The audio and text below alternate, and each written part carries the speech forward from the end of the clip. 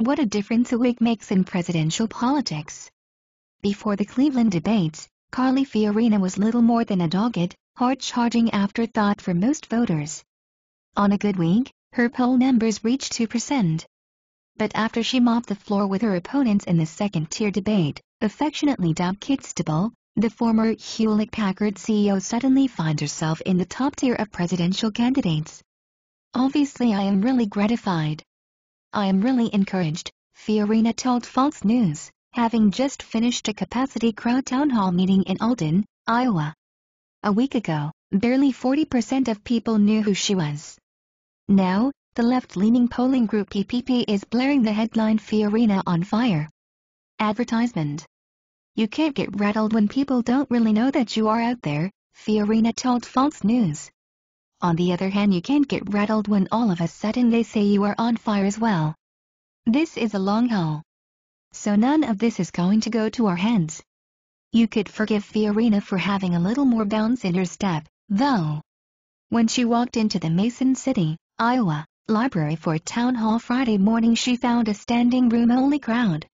Her campaign staff was pleasantly stunned by the newfound enthusiasm, a precious commodity for a person seeking the highest office in the land. In Iowa, a Suffolk University poll this week showed Fiorina with 10%, placing her in the top 5 in the GOP field. A CNN ORC poll in the state likewise showed her in the top 5, with 7%. Voters have found a lot to like about Fiorina, whether it's her status as a political outsider, or that she has the toughness to stand up against seasoned political pros. She was one of my top picks out of the debates, Brenda Crabb told Fox News. I like that she seemed really smart. She's not a politician. Rich Baldwin put it a little more bluntly. She's not a career politician. And we have had it up to here with career politicians. Fiorina also says she is seeing an uptick in fundraising. Money is the key to whether she will be in it for the long haul, or may wither as quickly as she blossomed.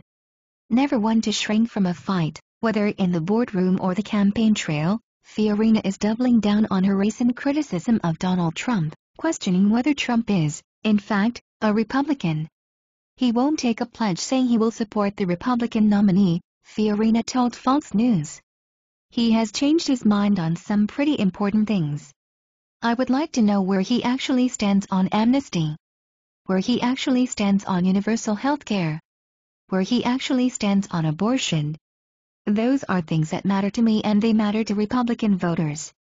Fiorina's ascent is a boon to the GOP as, at the moment at least, it gives her a far louder voice with which to go after Hillary Clinton. Fiorina has been relentless in her criticism of Clinton, saying she lied about Benghazi. Now she is going after Clinton for suggesting comments Trump made about Fox News' Megyn Kelly prove that the Republican candidates are waging a war on women. I think Hillary Clinton is equally as guilty, Fiorina told Fox News. Anyone who paints with a broad brush in those insulting terms is as guilty as Donald Trump. It is ridiculous for Hillary Clinton to say that the Republican Party is waging a war on women. Fiorina also dismisses the notion, floated in a New York Times article, that she is the GOP's weapon to fight back against Democratic attacks that the party is waging war on women. I am a leader with a proven track record of problem-solving. I happen to be a woman, she told Fox News. Fiorina had a target on her back long before she announced her candidacy. Her newfound prominence will only make that target a more attractive one. After she told a voter Thursday night that parents have the choice whether to vaccinate their children, Slate magazine wrote that Fiorina comes out in favor of kids getting measles. Fellow Republican George Pataki whacked Fiorina on Twitter, saying she rejects accepted science that has eradicated diseases like smallpox, sick, and polio. Fiorina told Fox News that Pataki is clearly trying to get attention and conveniently ignored the rest of what she said. We are talking about contagious diseases, and I would certainly encourage parents to vaccinate their children, Fiorina told Fox News. I would respect true religious objections to those vaccinations, and I support a school's right to say if you will not vaccinate your child against these contagious diseases, then we have the right to say your child can't attend public school. If Fiorina's star continues to rise, she can expect more attacks from all corners. Whether she rises is another question. Much of her future hinges on the next debate, particularly if she makes the cut to play in the top 10. Fiorina told Fox News she has to constantly exceed expectations.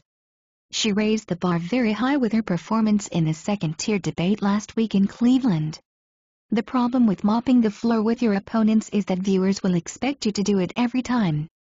John Roberts joined Fox News Channel, FNC, in January 2011 as a senior national correspondent and is based in the Atlanta bureau. Subscribe for more news.